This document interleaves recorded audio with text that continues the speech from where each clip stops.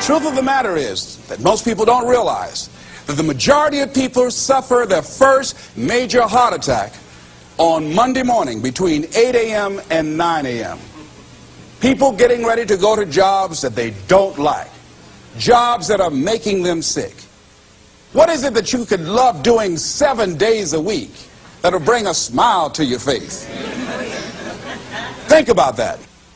You've got to start saying yes to your life. You've got to start saying yes to your dreams, yes to your unfolding future, yes to your potential.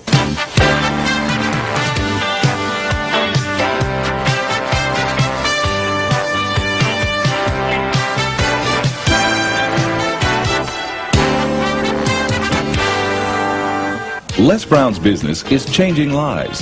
He touches thousands of people each year. He talks to Fortune 500 companies and to personal development groups about how to find success and fulfill your dreams. In essence, his best message is himself, because Les Brown knows what it is to have come up the hard way. Les and his twin brother were adopted at the age of 6 weeks by Miss Mamie Brown, a single woman with little money and a big heart.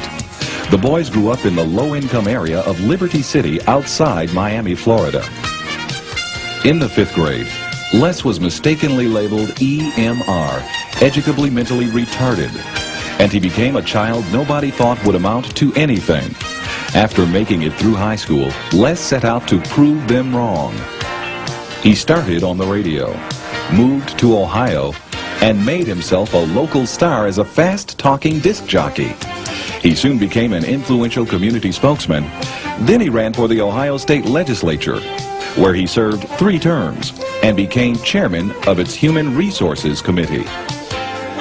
Les Brown is now a nationally acclaimed motivational speaker who's taught thousands of people the techniques he's used to overcome the obstacles he's faced in his own life.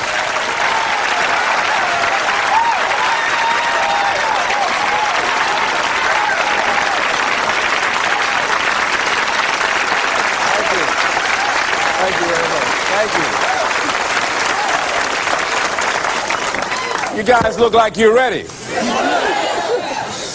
Repeat after me, please. This is my decade. This is my decade. You know, every year I used to say, this is my year. But ladies and gentlemen, one good year won't be enough for me. How many of you can use a good decade? Raise your hands, please. Fantastic. All right, now, here's what I want to do. I want to share with you how you can begin to make this your decade. How many of you know within yourself, if you ask yourself the question, have I done all that I'm capable of doing or being and living up to my potential? How many of you have to really answer, no, I have not done all that I can do? Raise your hands, please. Okay, very good. Now, here's what we know. That people don't do what they know in life, but what they do is they operate within the context of the vision they have of themselves. So what I want to share with you is how to begin to get a larger vision of yourself and how to begin to make this your decade. Because in order to do that, it's going to be very challenging. It's going to require a lot of work on your part, an ongoing process of personal and professional self-mastery. And it's going to require that you begin to see yourself worthy of the requirements in terms of effort, in terms of commitment, in terms of action, in terms of preparation, or whatever it is that you need to do in order to take your life where you want to take it. So one of the first things I ask you to do is I want you to look at your life right now. And think about something that's important to you, something that gives your life a sense of value.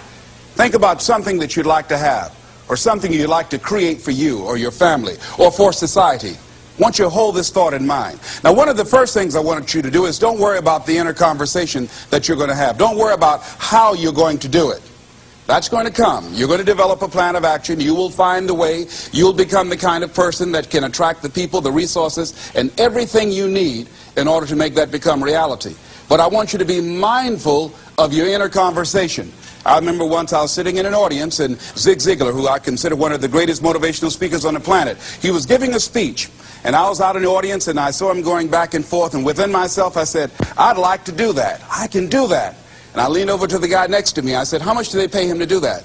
And he said, $5,000. I said, I know I can do that. And I admired him. And then On the way home, when I was driving from Tampa, Florida, back to Miami, Florida, my inner conversation kicked in, and it said, Les Brown, you can't do that. You don't have a college education. Les Brown, you can't do that. You don't have the money. You don't have the contacts. You've never worked for a major corporation. What makes you think that you can make more in 1 hour talking than you've made working for a whole month? Now, I want to ask you a question. How many of you have ever thought about something you wanted to do, and you talked you out of it? Raise your hand, please. That inner conversation, ladies and gentlemen, is the reason that most people take their greatness, take their ideas to the graveyard with them. You know, the wealthiest place on the planet, a minister said recently, and it was so true, is not the gold mines in the various areas of the world or the diamond mines. The wealthiest place on the planet is the graveyard. Because in the graveyard we will find inventions that we never ever were exposed to. Ideas, dreams that never became reality, hopes and aspirations that were never acted upon, because most people allow that inner conversation, for whatever reason, to keep them from ever pursuing their goals. So let us begin to look at what's required in order to make this our decade. Why is it that most people don't ever reach their goals or live up to their true potential? One is fear. And there are only two kinds of fears that we're born with. The fear of falling and the fear of a loud sound. All other fears we learn, like the fear of failure. The next is the fear of success. That's one of the major challenges I had to deal with. I was working on a major project, and after it began to grow and it was extremely successful, I panicked and I walked away from it and gave it to someone else because I didn't believe that I could handle it. The other thing that keeps most people from reaching their goals is that a lot of people become comfortable. They stop growing. They stop wanting anything. They become satisfied. They stop looking at ways in which they can improve themselves. They stop putting things in front of them. I was reading something by a great man, George Bernard Shaw, and he said something to the effect that to have succeeded is to have finished one's business on earth. Like the male spider who is killed by the female spider the moment he has succeeded in his courtship. And he goes on to say, I like a state of continual becoming with a goal in front and not behind.